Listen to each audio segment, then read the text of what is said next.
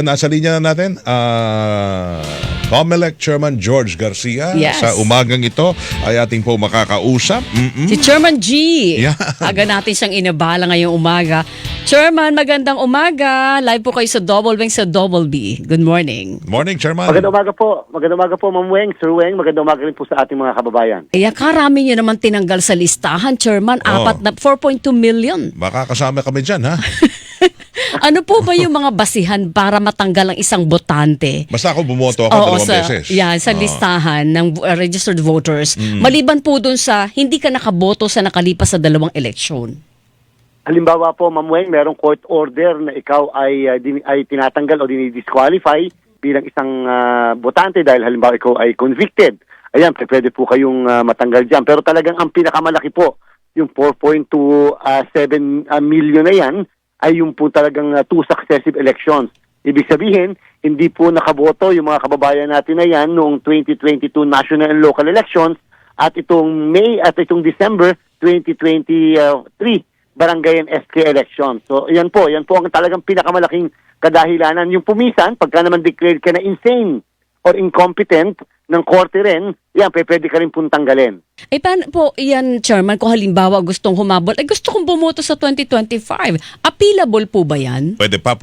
Oo. Ay, pwede po. Total naman po, meron po tayong ongoing registration. Meron po tayong pwedeng tinatawag na reactivation. Ayun. Deactivated sila, merong reactivation. Ang ibig sabihin po kasi noong deactivation, yung sila ay natanggal, hindi naman po sila hindi na botante. Botante pa rin sila na andyan ang record. Pero para bang ang dating dahil parang parusa ng batas, hindi ka muna mapabobotohin. Kaya po, pwede naman po i-reactivate. Ongoing naman po ang registration natin hanggang September 30. Kaya mas maganda po na magpa-reactivate yung mga matatanggal dahil nga dyan sa deactivation. Ngayon po, ang listahan po yan ay available sa bawat local COMELEC. Sana po doon sa talagang mga hindi... Alam naman po nila kung kung sila ay nakaboto o hindi. Nung 2022 at saka nitong 2023, di marapat po talaga na makapunta sila sa mga registration sites natin. Para alamin po nila doon Kung kung kasama kasama sila sa na-delist o na-deactivate para makapag-reactivate sila agad.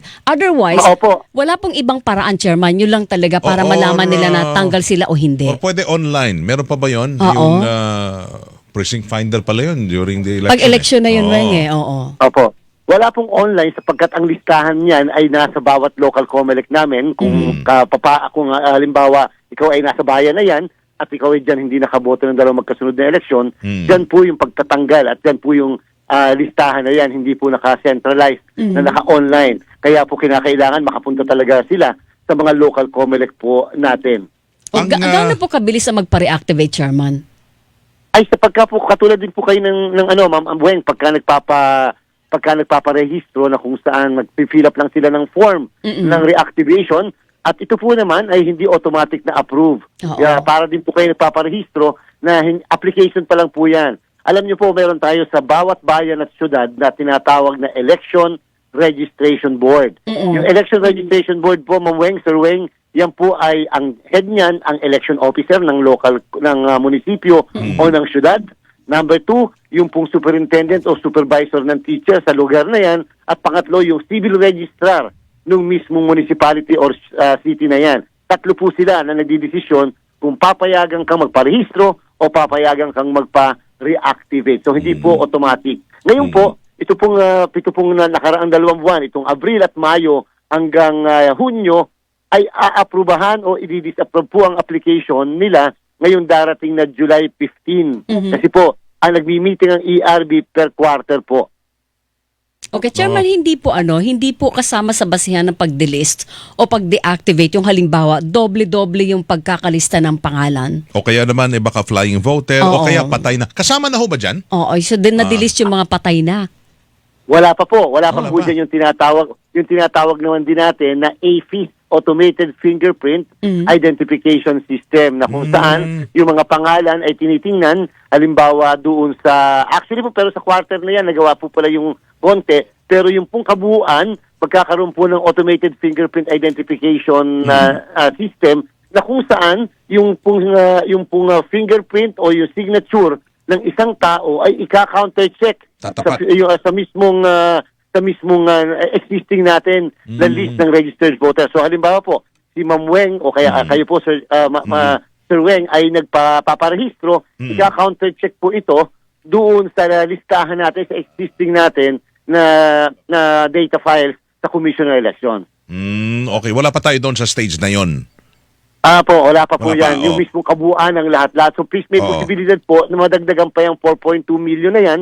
At Ma'am Weng, Sir Weng, yan pong 4.2 million na yan po ay 91.7% pa lamang sa sinasabit sa atin ng mga local COMELEC natin. So yung natitira po ng mga more or less 8.3%, may asahan po nyo na meron pang madadagdag dyan sa 4.2 million. Baka abutin ng Malalampas pala tayo na mahigit 5 million, Chairman. Abutin tayo doon. Oo.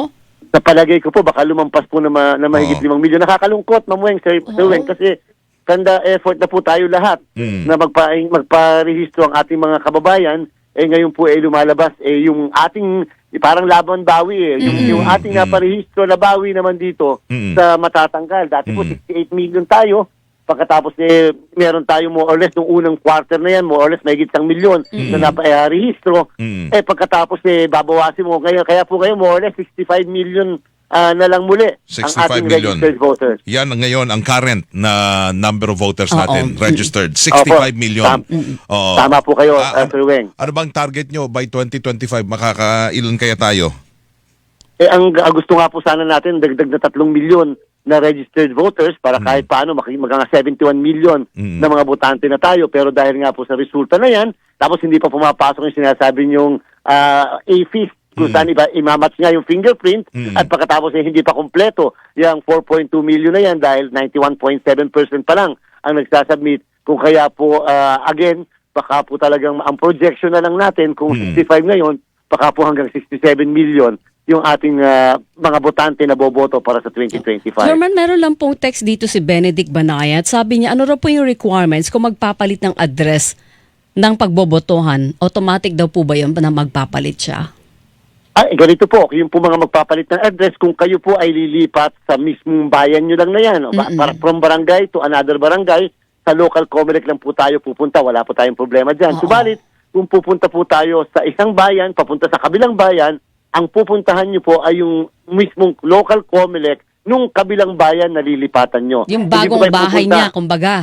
Yung bagong bahay nyo po, o yung bagong titirahan nyo po. Hindi po kayo doon pupunta sa kung saan kayo presently nakarehistro. Kung kayo naman po pupunta sa kabilang probinsya o sa ibang probinsya, pupunta po kayo doon sa local COMELEC nung kabilang probinsya. Subalit, Sir Benedict, ganito po, kung kayo naman medyo nagtatrabaho kasi o kaya nag-aaral, hindi nyo na po kinakailangang pumunta pa doon sa mismong kabilang probinsya kung biglang may makita kayo ng Registration Anywhere program namin. Ang ibig sabihin, yung ibig sabihin po, katulad ng nadala natin sa GMA, na kung saan pagka ikaw ay naandyan sa Registration Anywhere sa isang mall, kahit po hindi na kayo pumunta doon sa probinsya kung saan kalilipat, dyan na lang lahat sa Registration Anywhere program natin. Registration, transfer of registration, reactivation, pagbabago ng kung ano man yung gusto mong baguhin dahil sa nag-asawa ka, iba na yung family name mo. Ayan, pwede pong gawin lahat yan sa tinatawag nating RAP. Chairman, malapit na yung 2025. May tanong ka ba muna bago mag-2025? Go ahead. Baka malaking tulong din to. Kasi ito, kusa.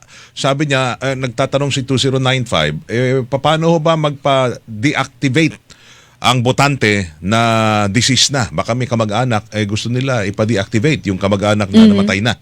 Baka malaking tulong sa inyo yan, di ba? Baka magamit pa yan sa mga later on, di ba? Mga ghost voters ba? Paano daw ba deactivate? Ang mga namatay na po ay automatically natatanggal ng COMELEC. Subalit ganito po ang nakalagay sa batas, Ma'am Weng, Sir Weng. Diyan po yung medyo komplikasyon. Baka akala po kasi ng iba, may daya ito dahil nandito pa yung pangalan ng lolo ko matagal na yung namatay. Ito po kasi ang problema. Ang sabi ng batas, ang local civil registrar ay kinakailangan mag-provide sa COMELEC ng listahan kada buwan ng mga namatay. Pero tatandaan po natin, di ba po tayo kumukuha kalibitan at nire-record yung mga namamatay sa civil register bago mailibing. Requirement po yun Ang problem natin, wala pong problema kapag kayong namatay ay namatay sa bayan kung saan siya nakarehistro. Ang problema natin, paano po kung yung namatay ay namatay sa ibang bayan, sa ibang probinsya, halimbawa po yung taga Nueva Ecija, pagpunta sa Maynila, dito namatay. Hindi po natin ini-expect yung civil register ng Maynila na mag-i-issue ng certification address sa election officer ng Nueva Ecija na namatay na yung taong yan. Yun po ang problema natin. So unless i-report sa inyo ng pamilya na namatay na si so and so, sa kanyo lang po malalaman kung gano'n ang sitwasyon.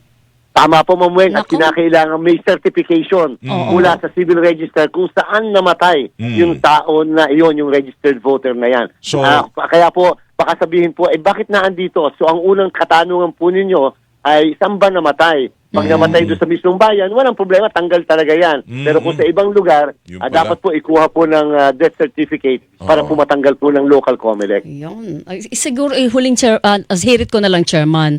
Kasi sabi ni Smartmatic, pwede niyo pero gamitin yung VCM para daw makatipid tayo sa 2025. Hindi ko na po muna sasagutin yan, Ma'am Weng, kasi po, ito isa na lang po ang ating kasagutan dyan. Opo. Kunyari po, meron tayong existing na mga makina, halimbawa po, Ma'am Weng. Binigyan po kami ng budget ng executive at saka ng legislative. Ibig sabihin po, Ma'am Weng, Sir Weng, policy direction po mismo ng national government na magkaroon ng mga bagong makina. Kung may budget naman, bakit ba hindi? Kung wala, may magtiis ka kung anong meron na andyan. Kahit pumalya pa yun.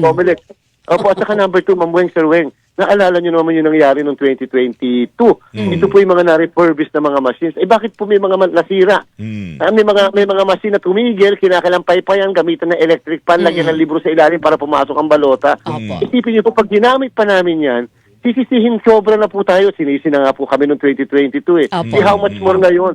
Ang ibig sabihin, kung may option ka namang makabili, bakit ba hindi? Alright, sige. yun. Malinaw, Chairman. Sir, Thank maraming you. salamat sa pagising ng umaga. Salamat, Chairman, Thank ha? you.